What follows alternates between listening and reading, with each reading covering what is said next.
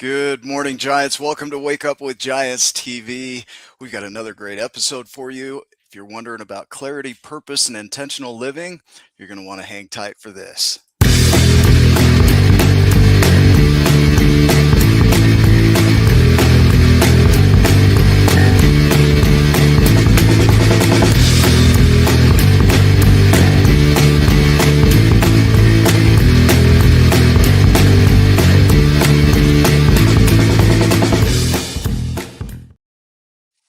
What's up, Giants? Welcome back. I'm Nick Smith, host of Wake Up with Giants TV, author of The Giants and the Smalls, creator of My 12 Journeys. And I want to introduce something new to you guys that I think you're going to love.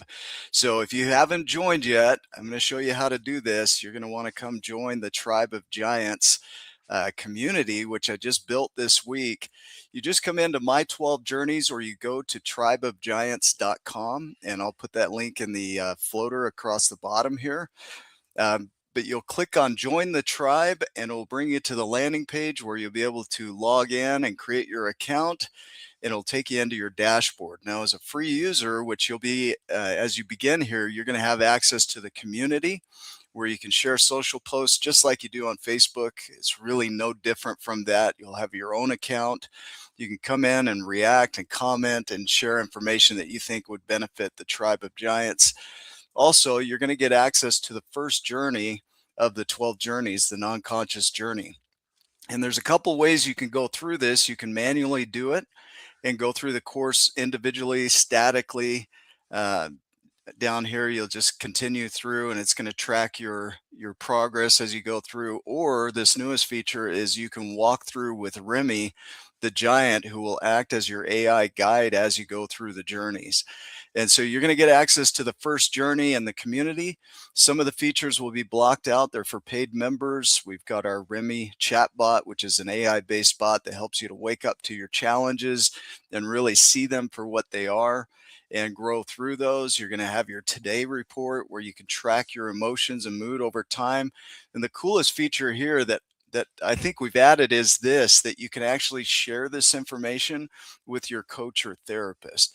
So they can come in and see your information in real time with you. It's secure and private, so only you can see it. And that's going to help the two of you grow together. So I'm excited about this. Make sure you go over to tribeofgiants.com. I'll put that in the news strip across the bottom here. And I'm excited for you guys to come in and join that community. So we've got an amazing guest today. Let me go ahead and introduce our guest. Today, we're diving into a conversation that so many people need right now: clarity. In a world full of noise, pressure, and distraction, it's easy to wake up one day and realize you've been living on autopilot, chasing goals that may never even align with who you really are. But clarity changes everything. It gives you direction, purpose, and the courage to live intentionally. Our guest today is David Prosper, a clarity coach, TEDx speaker, and author who's on a mission to help 1 billion people live by design, not by default. He's the founder of the C.L.A.R.I.T.Y brand and the creator of the Clarity framework, helping founders, leaders, and creators break free from autopilot and build lives with intention. This is going to be a powerful conversation, so please help me welcome David Prosper. It's good to have you here. Wow, that was the intro of the year. Thank you. Dude, I gotta introduce you right. Man, Thank you. I'm excited to really dive into your journey. And for most of my guests, where I like to start is in your past, who you thought you were. In our 12 journeys, we talk about the non-conscious journey, which is everything you adapted to and adopted to be who you are today and who you thought you were at some point. And then there's this awakening moment of, hey, maybe I could be something different. But I want to have you walk us through, who did you think you were and what fed into that in your early development? What was it like growing up in the world of David Prosper? That's such a loaded question. I would say, Yeah. growing up in Fort Lauderdale, to a Haitian immigrant who came into this country, one of the biggest things that we had, like growing up, was a stigma of Haitians being the second class citizens of others, and although I grew up in Fort Lauderdale and grew up in America, my mom grew up in Haiti. It was just this second class citizen. Like we were inferior to anyone who lived not in a third world country. So I started to see that and started to adopt a lot of that mentality that I'm not enough compared to my peers. And that framework of thinking was like super limited, and um it was just like I'm not enough. So like I played small. I tried to disappear in certain rooms, and I was always wondering who likes me when I walk into a room, and I tried to be everything to everyone growing up. A great question. So yeah, so in that you molded yourself to fit in, tried to be everything to everyone, and there was likely a point where you realized I don't have to do that, Yeah. right? Do you have a memory that pops up when you think of that? Like, was there an awakening moment? Yeah, it was 2016 There's when a my mother. date even, yeah. Yeah, Yeah. 2016. When my mother was on her deathbed, and I was 25 at that time, and she was crying. She was like, I wish I did enough. I wish I did enough.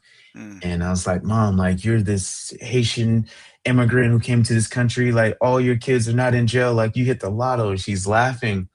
But I saw my mother, who was this inspiration to me. She was educated. She was smart. She was innovative. She was an entrepreneur, but she felt so limited um, to the things that the community would subject her to. So she ended her life saying, I wish I did enough. And that was the catalyst that said, you know what?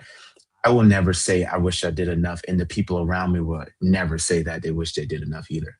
Yeah, so there's your awakening moment. And the crazy thing about waking up to something is you still have the patterns, Yeah. right? You still have the behaviors. And when you started stepping onto this journey of really rewriting your narrative, so you have that awakening moment. You would grow up learning to fit in, and then you're going to step into the world of prosper as we know you today, right? Um, Walk me through a little bit what that was like waking up. Did you know what you were doing? Did you know where to find the information? Was it just like you decided I'm going to wake up and then all of a sudden you are who you are today? No, it was literally the journey, Yeah. 12 journeys. So I decided this was no longer the lifestyle that I wanted to have. And so if I knew that, I knew what I didn't want. So what was my next step? It was, what environments do I need to be in order Mm. to achieve the things that I want? Because I didn't have the education, I didn't have the experience, I didn't have the background.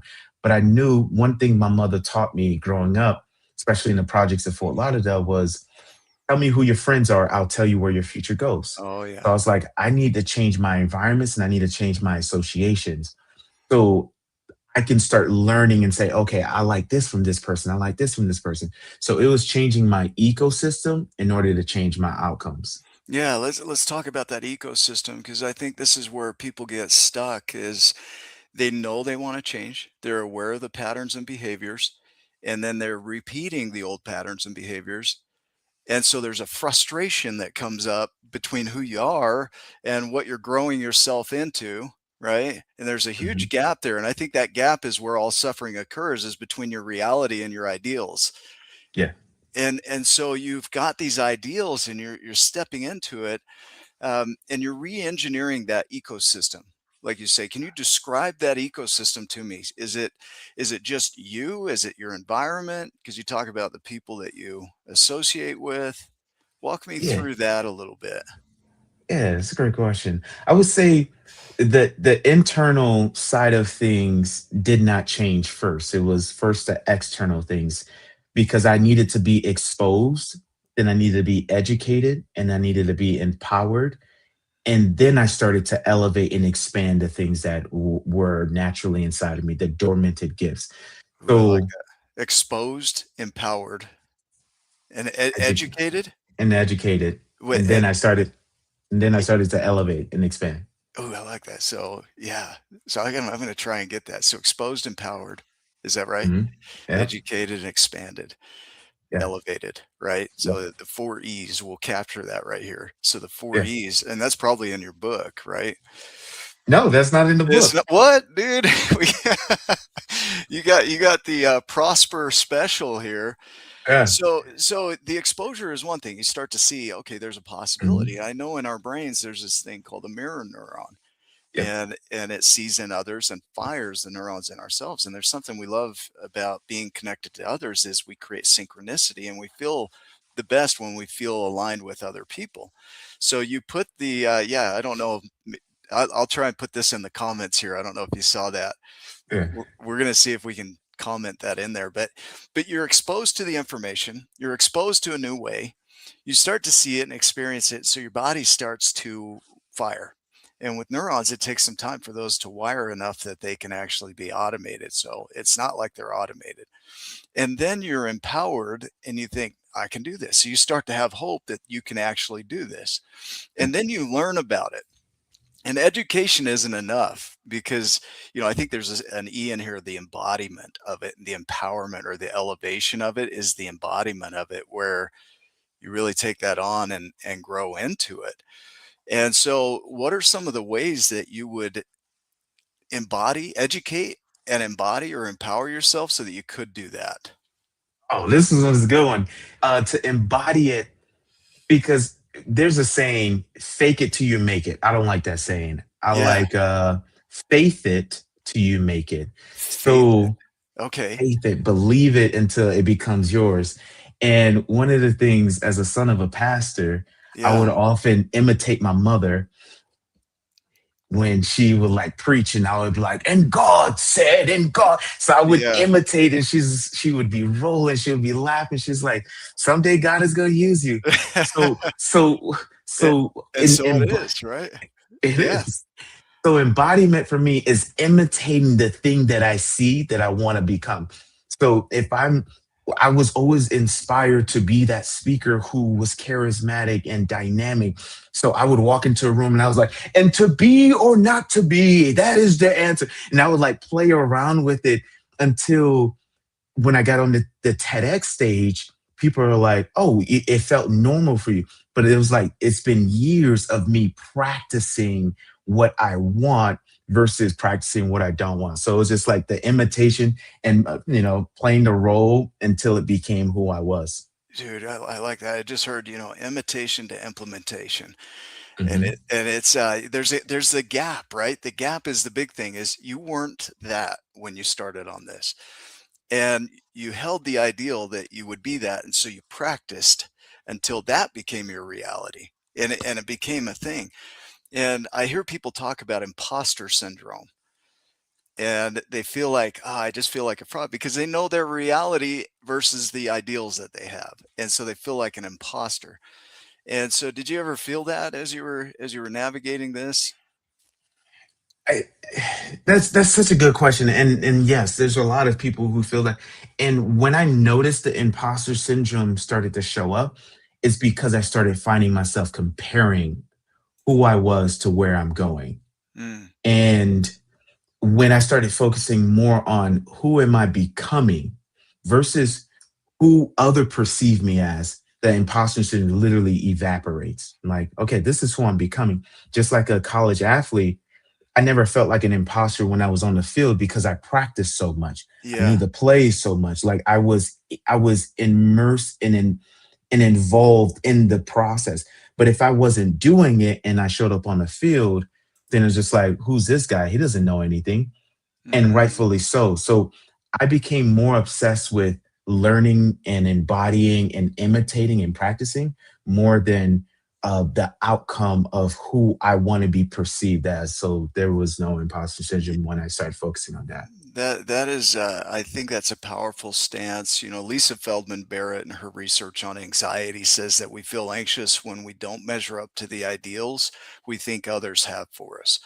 And when I think of imposter syndrome, we're judging ourselves, our reality, versus what we think others might think and what we think their expectations of us are. And we know the reality, but they don't. And we feel like we might be discovered in that reality. But when you say becoming, it creates a bridge statement. one of my things that I hate about affirmations is that they're just not true yet, right? And so people say them and they're like, you're a phony and a fraud. That's not true. And they Yep. know it. But when you say, if you say I am successful versus I am becoming successful, that little bridge right there, that becoming, is enough for you to override your fear station, right? And step into it. And like you said, practice is what gives you room to be terrible at it until you're good at it, right? Hmm. Yeah. Yeah. Any more thoughts around that? Yeah, and then it's another layer of, I like how you said the becoming overrides the brain. It's the next layer is grace in the process. I Mm, believe we don't aspire to do certain things because it's the prison of public perception. ooh, So yeah. You got I'll some key phrases here. Yeah. I'm a I'm a Yeah. son of a pastor. Yeah. I'm There a you son. go. Yeah. Keep So going. the prison of public perception keeps us entangled in a spot of not doing something because we have this weird thing of I need to be perfect in order to make progress. Mm, So in that practicing is just like progress over perfection. I remember one of my teammates in college taught me this phrase when I was 17. He said, "If you marry the process, the outcome's inevitable." mm, And we became a championship team for the 4 years that I was there.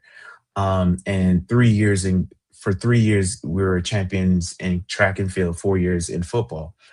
So what I notice is like the practicing of grace. Some days you have good practices and some days you have bad practices.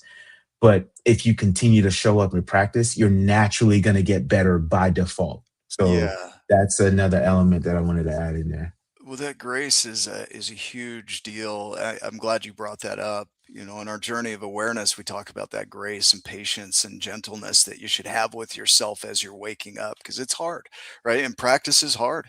Your body's going to be tired. Your mind's going to be tired. You're going to be some days defeated because you don't know what the next step is going to be. And so being gentle with yourself is essential, right? It's already hard enough. You add Yeah. judgment on top of it, right?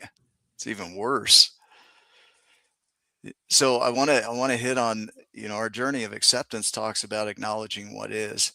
And how much do you have to embrace what is for you to move forward into what will be? It's it's it's the craziest thing in the world, right? So we go to grade school and we study for a subject, and then we take a test, and then that test tells us where we are in our learning curve. And then we continue to study, or we're like, okay, I need to focus on this. So acceptance to me is, where am I in the journey of life? Yeah. And saying, okay, this is my starting spot, but this is not my ending spot. And oftentimes I see a lot of us, especially my clients who I coach, and I'm so grateful for, they look at their starting spot um as their destination or their verdict or their judgment. This is where I'm at, so this is where I'm staying. But acceptance is just saying, this is where I'm at. These are the tools That's that I it. have, Yeah. and what can I do with my next step? So we do that in grade school, but we forget as adults, which is asinine. Yeah. The idea that where we are is where we are, and no amount of rejecting that or fighting against it will change that. Your reality is the reality. It doesn't mean you're permanently going to be there, but there has to be an acknowledgement of this is where I am.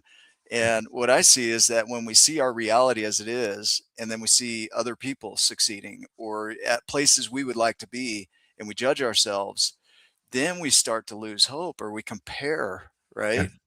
And that's where the grace disappears. That's where the gentleness disappears. Is no, you are where you are. You're not there yet, but you're on your way and you're here on the map, right? yeah. Yeah. And to add to that is, I was looking up the definition of suffering and Okay. comparing it to pain. And I know you alluded to a little bit earlier. And I was like, because I would hear people say I'm suffering, and I had to get the definition because Yeah. if I'm in any Curious. conversation, I have to like be on my P's and Q's. Yeah. Suffering is a psychological thing that makes us resistant to what the pain is happening. So I was like, oh, so it's a mind thing. We're resisting that we currently feel this and we shouldn't feel this. Pain is a biology. Like you get a Yeah. cut, you Yeah. your senses feel it. But suffering is I'm resisting that feeling. Oh, And wow. then Yeah. Yeah. when I think about it even further, I'm like, okay, what gets people to resist like acceptance? It's I'm resisting this state that I'm in, and therefore I do nothing about what I'm doing, and therefore I stay in suffering. And I'm like, okay, that makes a lot of sense. Okay. Yeah, and that's where okay, explain this and tie this in. Okay, so your reality versus your ideal, and all suffering occurs in the gap. If you want to suffer, it occurs in that gap between the two. So it's this idea that we're resisting the pain, and so we instead of growing, we're stuck in that messy middle, right? Do you agree? Do you have a different view on that? No, I 100% agree. We stay in that middle versus Yeah. knowing that the pain will subside or the pain will elevate and there's purpose in the pain. It's just like lifting weights or going through a hard workout. It's like it sucks and like that's inevitable. Yeah. But the longer you do it, the more your muscles get built and you look in the mirror and you're like, hold on, wait a minute. I look good. But like Yeah. we want the product or the outcome without the suffering, but the Yeah. suffering goes Yeah. hand in hand or the Okay. pain goes hand in hand. I want to tie something in then. So the word passion comes from suffering, but the passion is a willingness to suffer to get to the goal. So it's a willingness to go through that middle ground to get here. And so the distinction between just suffering, which is just this sucks, versus this sucks and it's getting me here. Look at these muscles, right? Look at these Hmm. skills. That's where I think passion separates itself is no, I'm going somewhere with this. Yeah. There's a purpose to this. Let's Any go. thoughts there? That's I like that it's the willingness to suffer. And one of my clients the other day, she sent me a picture of all the medications that she was on. She was on like 7 to 8 yeah, different antidepressant medications. And she said over the last year of working together, she's been off of it. really. And I was like, hold on, wait a minute. Like, why? It was like over the course of coaching, he's built the mindset and the ability to navigate through the Beautiful. challenges of life without having to suppress the things of life. And I was like, okay, that makes a lot of sense. So we we avoid the pain and then we try to suppress the the, the intensity of it and try to maneuver. And it's just like, no, you, like you said, passion. The voluntary is saying, I want to do this suffering because I know where I'm going and what's this gonna provide on the other end. And it takes me to our point below. It's like purpose. If I don't know the purpose of this pain, then I can't have the ability to endure it. Yeah. Well, and we're going to jump around here, in the journeys we talk about purpose as per meaning forward and pose to pause, right? Forward to Mhm. pause, like a rest stop, like Yeah. viewpoints on along the road and journey, and then our legacy being the gift that we're going to leave with the world, the impact that we're going to make in the world, and there's a confusion that people say, oh, I'm going to find my purpose, and I don't think that's how it works. That purpose is generated, created. There's not a limit to one. You can have as many as you want. It's like me going from here to New York and saying, I'm just going to go to New York with zero purposes in between, no rest stops in between. Like I'm going to be dead tired, right? I need those sidetrack purposes, those rest stops along the way. I'd love to hear Mm. your point of view on this. Is how do you treat purpose? What is it to you? And how do people create it, or as they say, find it? Mm. This is a question. This is a conversation I had with my girlfriend Krista Yeah. the other day, because we like you, we often say, okay, I need to find my purpose, and I'm a part of the prayer team at church, and I get to pray over a lot of the young adults. And one of the things that I'm hearing in the conversation with young adults, ages 18 to 25, is I don't know what my purpose is. What is my purpose? What? And the misconception is purpose is this state or this status or this title that I Mm, achieve. But more and more, I'm learning purpose is how you're serving in the season that you're in. mm, Because Facebook, when they first came out, it was just like, what do you want to share? It's like, so purpose is how, what are you sharing and how, what are you serving with? Um, then there's vision. Vision is, I believe, there's very few and far people who have those things. Um, Vision is where the world is going to be, and you've seen it vividly. And purpose is the vehicle to getting to the vision.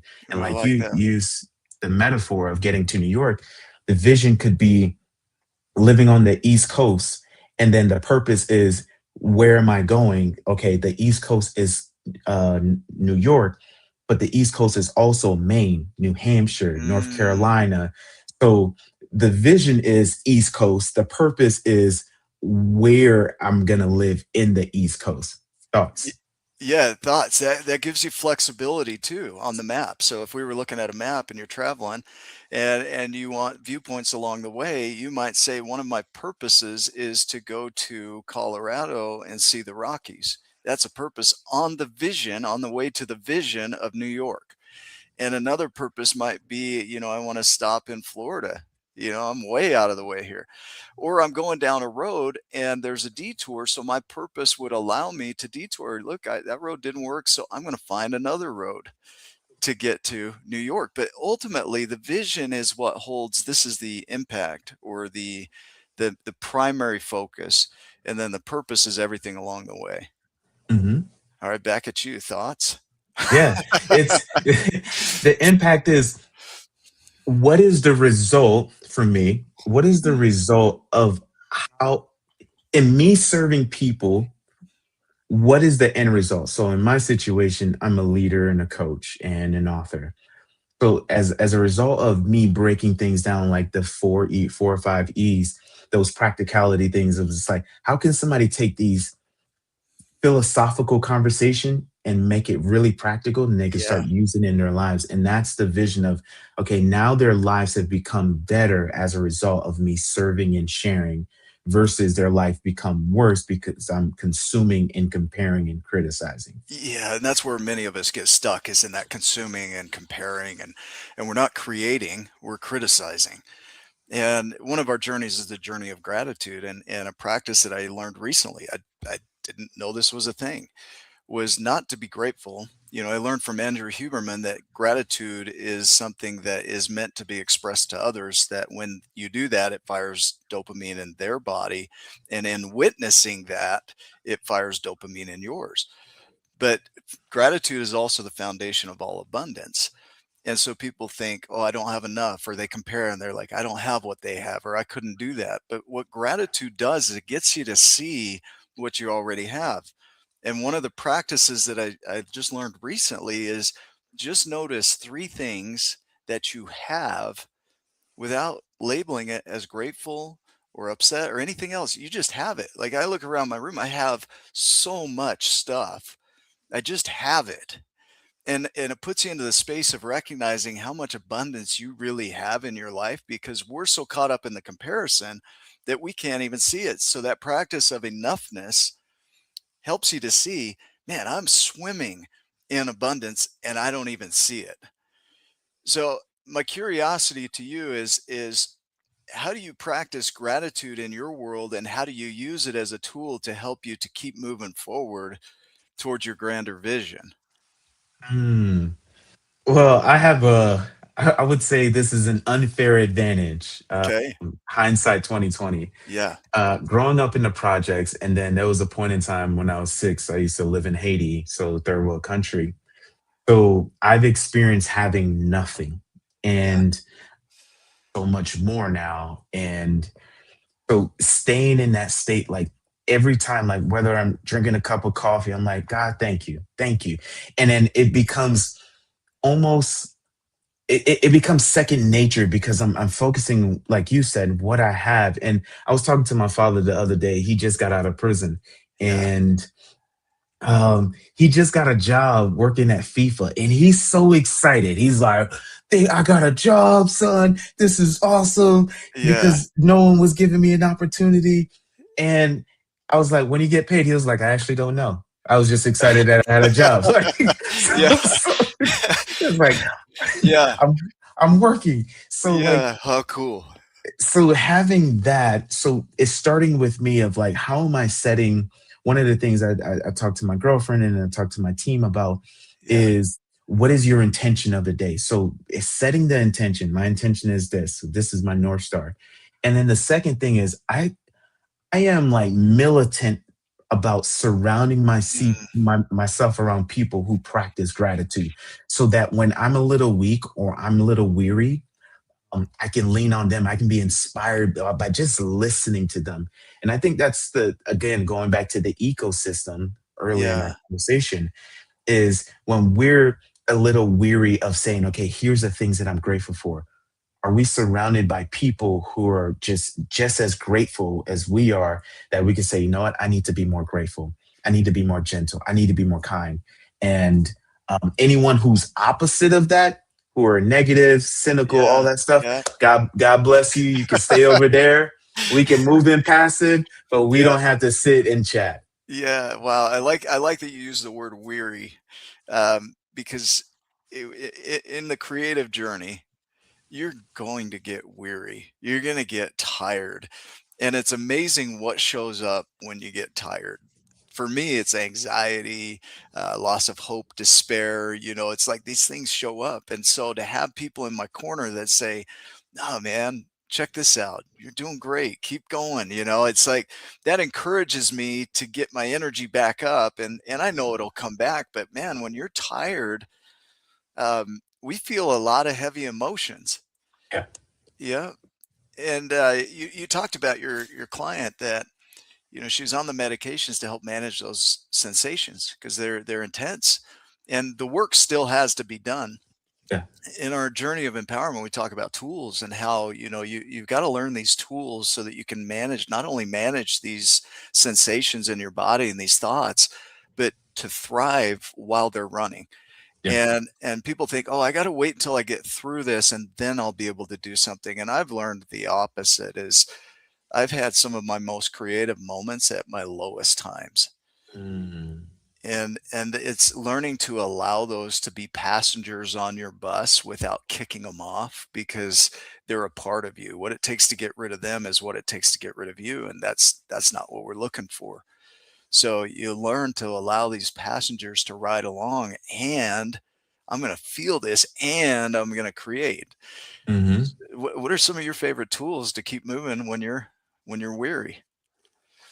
It recently we had an event, and it did fairly well, but not as well as I wanted it to be. Okay. And I came home and started crying, and Mm, the tears were like, and like, I put in the work, I'm not seeing the results. And my girlfriend came in, and I was like, can you leave me alone for a minute? I don't want to let you see me cry. yeah, yeah, Um, and the thoughts of, well, you're doing the work, nothing's happening. You're doing the work, nothing's happening. So why are you still doing the work?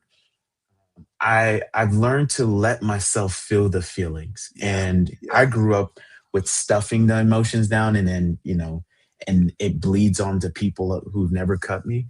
So the Right. first step for me is just feeling the emotion, processing it. Then it's just like, what are these emotions telling me? Because I don't believe emotions are necessarily good or bad. They're just an indicator of where you're going and what do you need. So if Yeah. I'm joy, it's just like, I want to share it. If I'm feeling sad, that means I want connection. So I was like, what do I need? Oh, I need reassurance. Mm, Okay. God, I need reassurance because I feel like I'm doing the work, but I'm not seeing the results. And then he gets to speak back to me in different ways of, do not get weary in doing good. In due time, you will reap a harvest if you do not give up. So in those moments when I feel discouraged, like I did a couple of weeks ago, I have the poster and the frame of the man in the arena. So I Yeah. start reading and Yep. consuming inspirational content to refuel myself, to feed on them, like, okay, I can do it. I can do it. Just get back up. Just get back up. And the easier thing is to like listen to, like you said, listen to the other side of the shoulder saying, like, you're not doing enough, or you did Yeah. this and it didn't work. And people are probably saying, like, who's this guy? You're probably an Yeah. Yeah. embarrassment. So it's like Right. all of that. Um, and I don't think we can completely throw that away. I think going back to the wolves metaphor, the philosophy is like, which wolf are you feeding? Yeah. Mm. And I choose to those moments just like I need to start feeding myself good content. I've got a tattoo on my forearm here of the two wolves, but in a yin Okay. and yang. And Okay. and one of my views on that is you kind of need both because I have some of my biggest growth moments in the lowest times, the shadow wolf, and without the shadows, like Carl Jung talks about, you start to call it fate.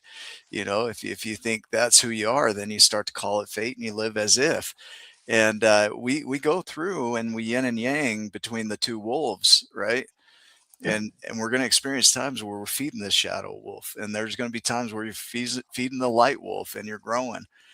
But what I love about your perspective here is you just keep going. Like, what do I need right now?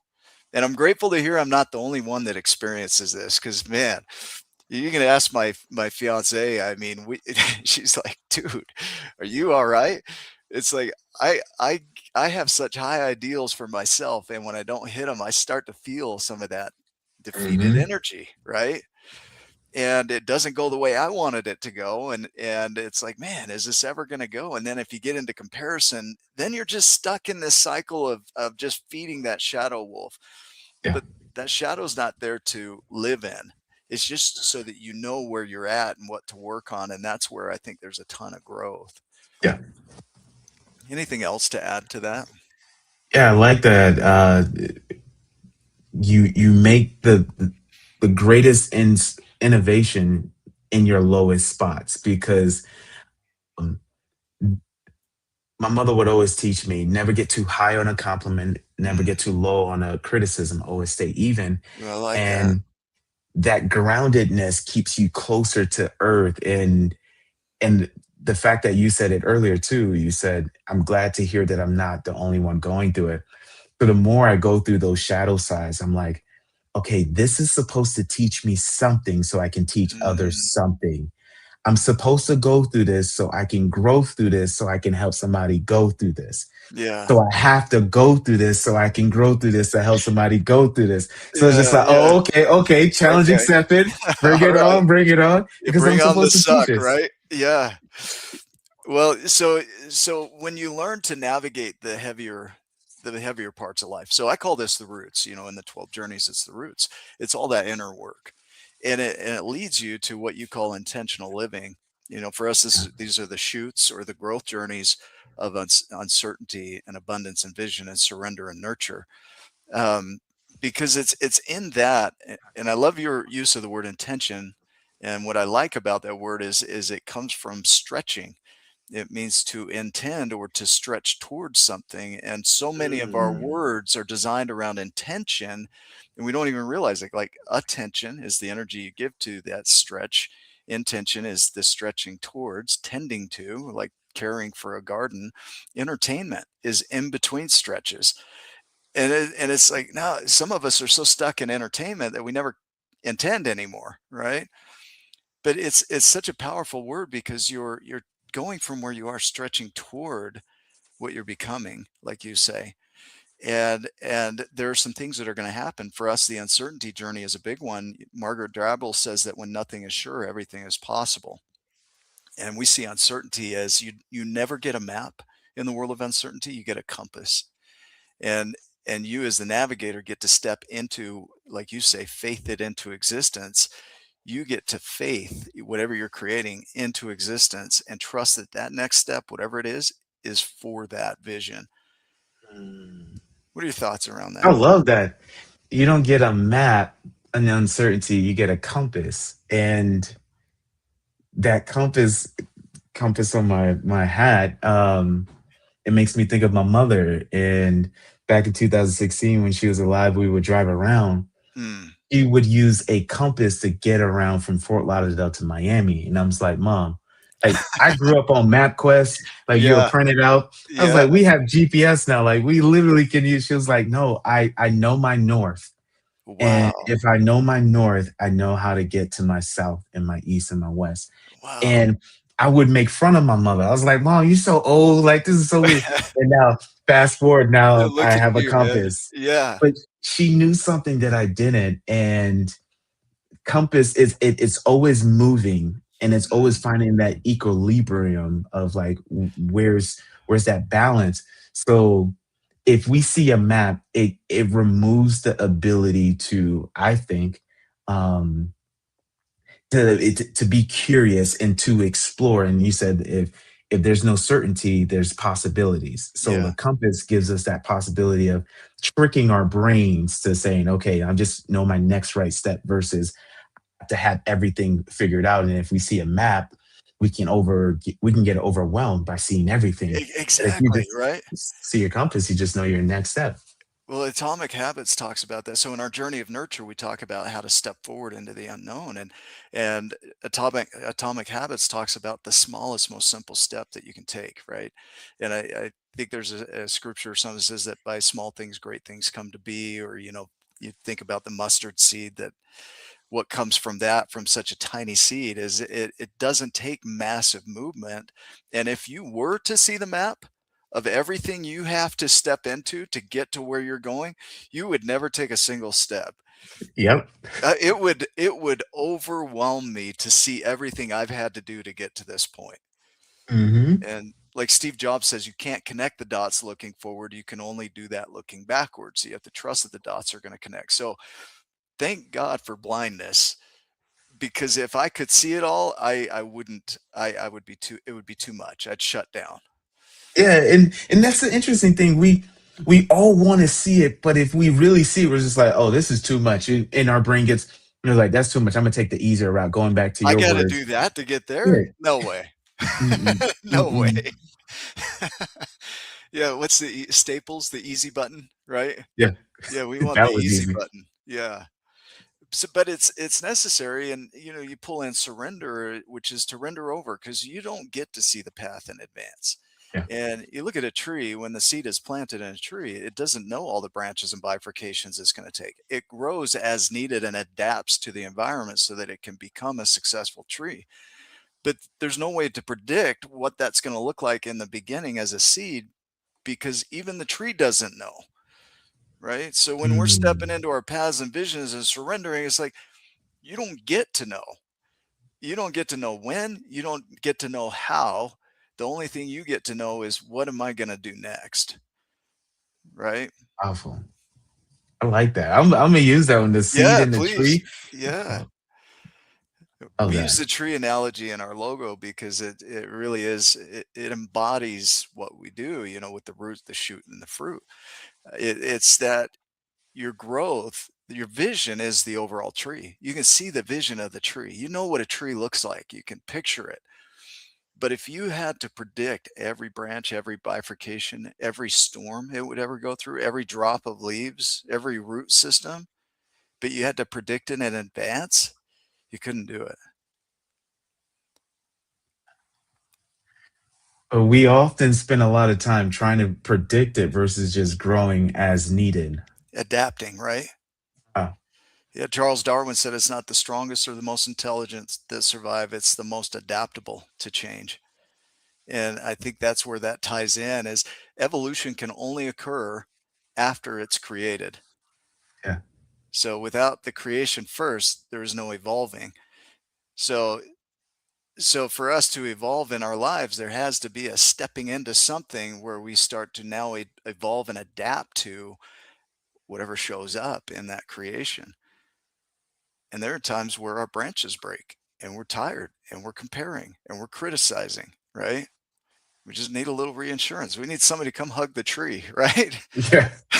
Keep me going. What are your thoughts? What comes up as you hear that? The biggest thing is community connection and Mm, cultivation is and those things being because the tree needs or the seed needs like when we're starting something new we need a lot of attention and mm. as we get a little bit more mature we don't need as much attention but we still need connection and we still need that Ooh, I like that. cultivation Yeah. and celebration so it's just like the power of people is what comes to mind for me. What are your thoughts? Yeah, I like that. I feel like that's so essential. Part of the nurture journey for us is self-care and care for creation. And like you say, the word create, this is what I love, is from gardening. It means to garden or be a gardener. If you're a creator, you're gardening or nurturing your dream or creation. And so as we're creating, we're really cultivating, like you say, not just our dream, but ourselves and our connections. And they all feed into the system so that that vision, whatever that is, can become a reality. Like, I didn't come into this world having to create dirt so that I could create bricks. Dirt was already here. Bricks were already a possibility. It it just existed. I landed in it, right? I didn't have to create trees so that I could create paper and then create a monetary system so that I could spend money. Like it existed when I got here.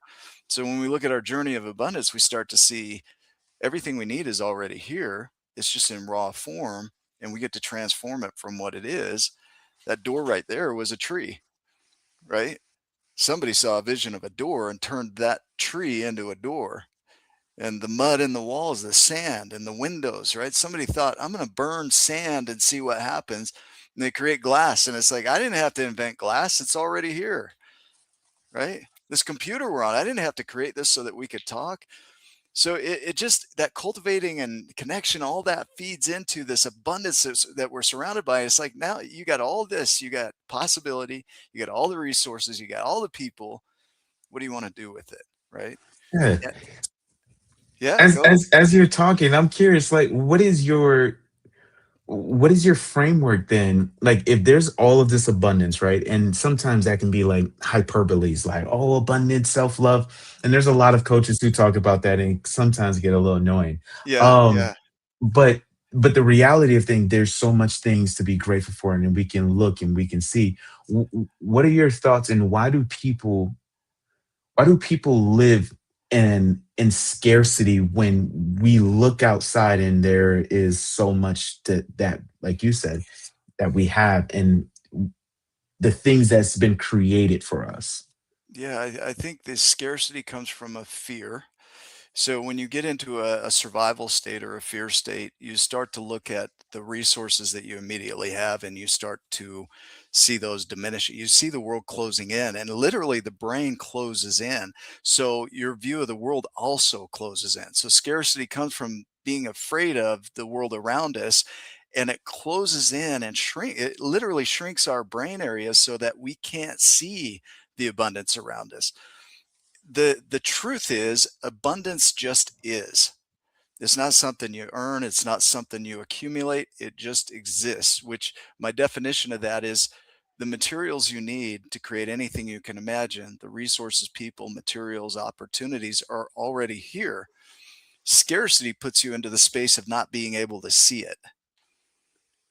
Enoughness and gratitude, when you get into the gratitude space, you start to see not only what you have, but you see everything that surrounds you and it opens that fear center back up to now where you can create with it, right? So we've been taught and conditioned to see the scarcity and limitation of the world, and that's been used to control. And the reality is that stuff just exists. They didn't create it, they just control it, right? They didn't bring the earth here. It was here when they got here, just like it was here when I got here. So whose is it really? And so it's we've been taught abundance means money. Abundance means you have an overwhelming, supply of houses, cars, clothing. But no, abundance just is. Possibility just exists. And vision is where we get to take whatever we're surrounded by, what we have access to in that abundance, and convert it into what we can imagine. whatever that might look like. How do you think about that? What are your thoughts there? I like that. Is just is, and then the like the question, how do you grab it? It's just is. It gives like a grounding effect for me of Mm, okay, like I didn't create this body, I'm just in this body, so how yeah. do I live in this body, and how do I take care of this body? So that's the perspective. Or the dream, I didn't create this dream to create a software to help people make decision. This dream was already instilled in me, so how do I nurture it, how do I give it life, and how do I co-create what's already been created in me? So that's I never looked at it before like that. It just is, and no one's articulated like that. And then now I'm thinking even more when I hear people in saying limited vocabulary, just like, hey, are you creating the life of limit, or are you creating the life of possibility? Because you can't do both. And that's now my new filtering process. Yeah, well, it comes from who they think they are. So if they think, this is me and I can't do this, then they're going to see I can't do this in the world around them. And it's a becoming out of that. Like you talk about the evolution of the ecosystem, and not exactly your words there, but that adapting to and growing out of that ecosystem into a new ecosystem is you can't change what you can't see. Like the first step in transformation is awakening to where you are. The second step is acceptance. And I think the third step is stepping into the vision, right? Where you're actually bringing that new reality into your ecosystem. But you can't do that if you can't see it. And one of our jobs as, in the 12 journeys and the tribe of giants is I've got to wake you up because unless you're awakened, you're not going to change. And the problem with waking up is now what? Now I can see it and my reality hasn't changed. So now my world got even worse because I woke up because I was fine before when I was unconscious. But now you woke me up and now I got to do all this work to shift from my reality to the new ideals. Thanks a lot, right? There's there's a level of frustration with waking up. A lot of work. What are your It's thoughts? true. That is true. It's it makes me think about Kevin Hart once said, he was like, in order to be successful, it's showing up and doing the thing even though you don't see the result. And your words of waking up and then accepting reality and being exposed to this is my current state, and now I have to do the work of getting to this new state. I remember in my beginnings of coaching, like coaching clients to lose weight and then coaching clients to like, X their income and revenue. The biggest thing was like losing weight is like, well, it's been 6 months since I don't see any results. It's like, how long did it take you to accumulate that? One. And Mm, then two, we have to start rewiring, re-engineering some habits yeah, that yeah, gets you sustainable. And then on the flip side of things, once you're at that peak, you could take a month off and nothing, you're going to see nothing drastically happen. Or you could take a month off and come back in, and then you'll get right back because your body has created this new internal processing. yeah, So it's yeah. just like, as I listen to you, I'm like, okay, like we can start implementing these small things into our lives. That right there, right? Every habit that we have was once something we repeated over time. Every automation was something we had to consistently think about. I don't think about driving my car anymore, but there was a time I was scared to death. I even had an accident, right? Not paying attention. I learned a lesson. And it's like now I'm very unconscious about driving my car because I've created the habits and automations that I no longer have to be conscious about it. And 95% of our life is run on default mode network, and 5% is original thinking. And most of our original thinking is negative because we're scanning for that problem in the environment. We're looking for safety or fear, right? And so we've automated these things to protect us, but we haven't taken the time to automate the things that will thrive us, Mm, to grow us. And like you said, those small steps, that one thing that you do today, you might not see the results in 6 months, But over time, that is going to become automated. And it's not just going to be what you do, it's going to be who you are. And that's going to shift everything, right? Mm, that's powerful. I like that. The habit we do is the repeated behavior that we're practicing, and that one thing is not just going to shift what we end up doing, it shifts who we become. And like you said, you have to awaken the giant, and once we are awake to it, then we can start making the changes to it. Hmm. Yeah. I mean, you're going to repeat patterns anyway. You're just not conscious to it. So why not be conscious and intentional? Like you say, I love this clarity, purpose, and intention. Is why not be intentional with that repetition? Because you're going to be repetitive anyway. We all are. There's no getting out of it. Wealthier people are just good at something they've repeated over time in some other area that would be available to all of us. Yeah. I heard this quote. It said the difference between professional athletes and amateur athletes is amateur athletes do it so they get it right. Professional Mm. athletes do it so they can't get it wrong. And they're Ooh, doing literally the same thing. It's fundamentals. That's the only thing they're doing. And then the coaches at the professional levels aren't teaching them fundamentals anymore. They're teaching them strategies. that is And cool. amateurs Yeah. are just fundamentals. What are your thoughts? Oh, I love that. The not getting it wrong. You want to get so good at it that you can't screw it up versus I'm trying to do it right. There's a fear element to the way that you phrase that of I don't want to screw up. I think people more than a fear of missing out have this what is it called? Fear of messing up, FOMO. They Oh, don't want to screw up. And most decisions are made, or many decisions are made from a fear of messing up or making the wrong decision. So what do? We go to what we know and we stay in that safety and that discomfort of the comfortable discomfort of our current life. Because what if I step out and I mess it up? What if I step out and it goes wrong? And the experts are like, I'm going to screw it up. I'm going to get it wrong until I don't anymore. hmm. Bro, you just taught me some FOMO, like the fear of messing up. Like what? Yeah. And and that makes sense. And when I coach a lot of my clients, the biggest thing is like, well, I have this goal and I have this dream, and I don't want to make the wrong decision.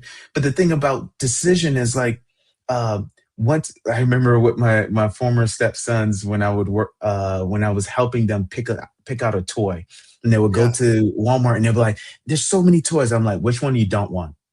They eliminate that. Mhm. Which one is your top two from that?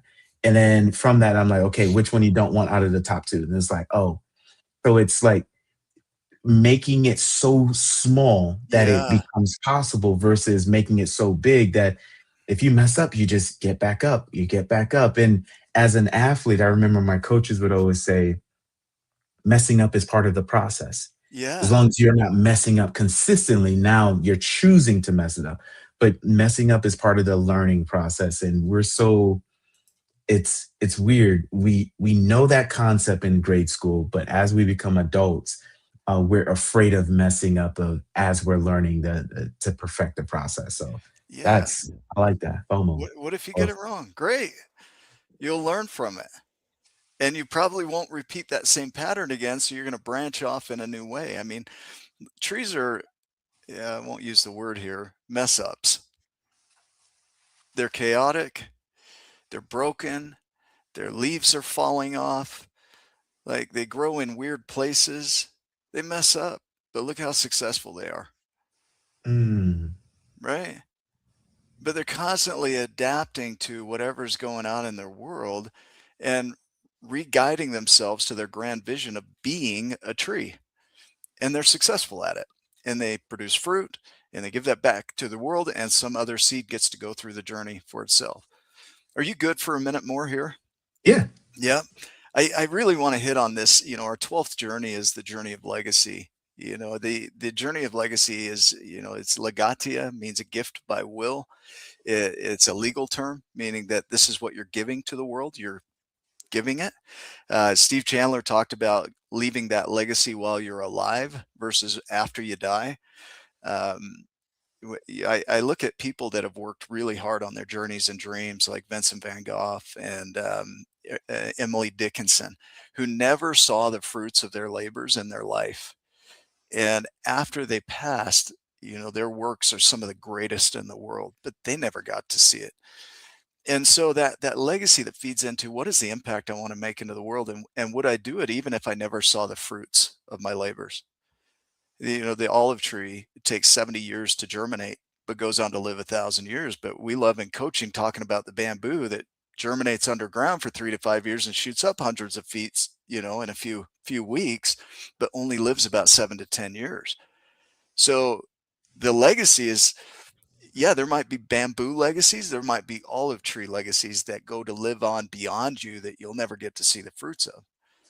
I would love to hear your take on how you kind of really create or discover that impact that you want to make in the world, the ripple that you want to make in the world.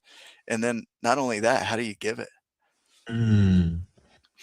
It's it's like going to the movies. When I think about the movies and I think about getting a big box of popcorn and I'm with my My girlfriend, and favorite. it's just Yeah. yeah, it's just like you just naturally want to share it because you have so much of it. Yeah. And when I think of legacy, I think of what are my gifts that I can share. So my gift is helping people find clarity.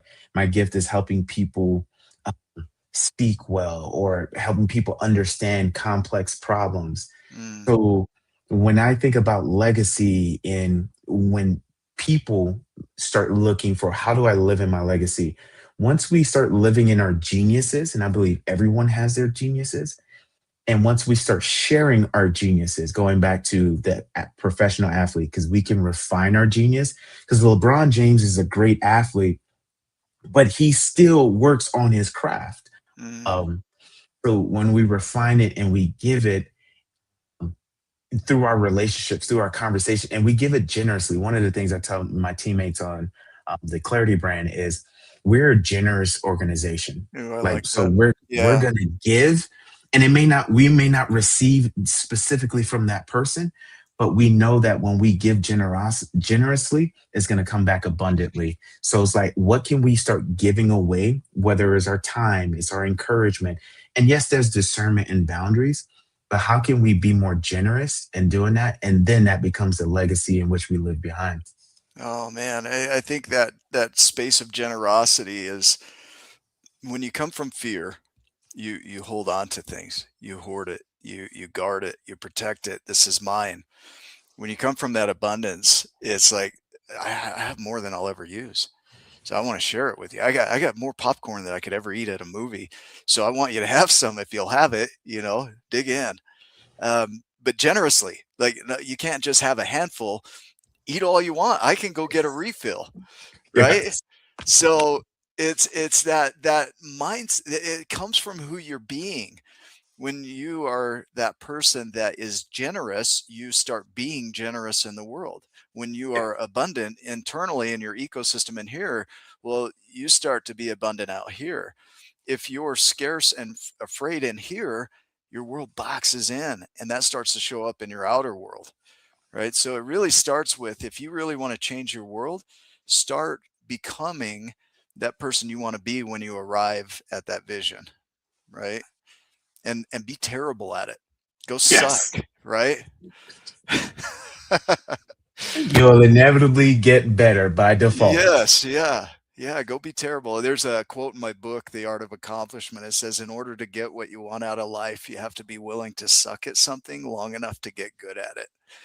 And that is the permission that we need is you are going to suck. You're going to be terrible for a minute, right? Until it becomes who you are, and then you can't screw it up. I Mhm. love that perspective on that coaching there. That is a frame changer for sure. As we wrap up here, I really want to hear, is there anything that you feel needs to be shared? A nudge and an inspiration of the person on the other side of the screen is a real human. They're real people watching this, and if you had a message for them or something that you feel you need to share as part of this episode, what would that be? Hmm, that's a good one. I was gonna say one of my cliche statements, but when I think about the weariness, Hmm. I want to speak to that specific person and say, don't stay in your pain. Don't stay in your pain. Let your pain move you to your purpose. And Mm. if you can take that away from this entire show, take that away from me, it's like don't stay in your pain. Let your pain move you to purpose. Ooh. Your pain won't be your personality anymore. And life does get better. I promise you. Not in a way that you become a millionaire, but peace comes, and people, the right people come once you step out of that. So don't stay in your pain. Let your pain lead you to your purpose. I love it. That is powerful. I want to make sure people connect with you. So, what is your website that they should go to? The The Clarity Guide. Clarity Guide. I'm going to put this on the screen here. So, you tell me if it's wrong and I'll fix it. Clarity Guide. The Guy. guy. Well, let's fix that. Yeah. Let's see here. Guy. I like guide too. Yeah. All right, let's fix it here. So, the Clarity Guy dot .co. co dot Yeah. co. All right, guys, go check him out. Connect with Prosper. He is here in Salt Lake City area. Just a phenomenal human. So I'm grateful to know you. We didn't even touch the tip of the iceberg here as far as what's in there with you. I mean, you've got so much that you offer.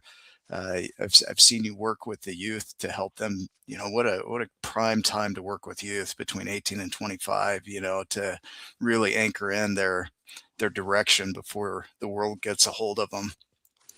You do a phenomenal job with that. So I want to invite people to come see you.